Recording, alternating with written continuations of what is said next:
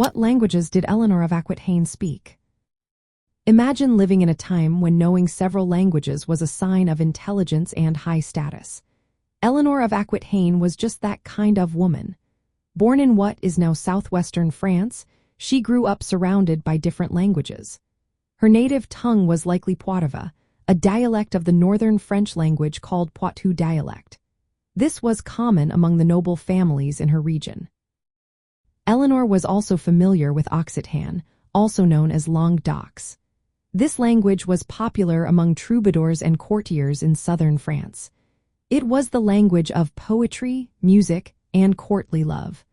Because of her noble background, Eleanor would have been exposed to both Poitevin and Occitan from a young age. When she married King Louis VII of France, she adopted the language of the French court. French was the language of diplomacy, culture, and power. It was used in official documents and courtly conversations. Eleanor would have spoken and understood French fluently, especially in her role as queen.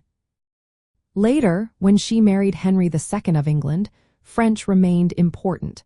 Norman French was the language of the ruling class in England after the Norman conquest. Eleanor would have continued speaking French at court and in her official duties. Even in England, French was the language of the aristocracy and government. Eleanor probably knew some Latin too. Latin was the language of the church, law, and scholarly writing. Many educated women of her time learned Latin to read religious texts and participate in intellectual life. It is unlikely she spoke English regularly, but she might have understood some basic phrases. Her multilingual skills show how women like Eleanor navigated different cultures and social circles. Being able to speak several languages helped her be a patron of the arts and an influential figure in medieval society. Her language abilities reflected her intelligence, adaptability, and her role as a bridge between different worlds.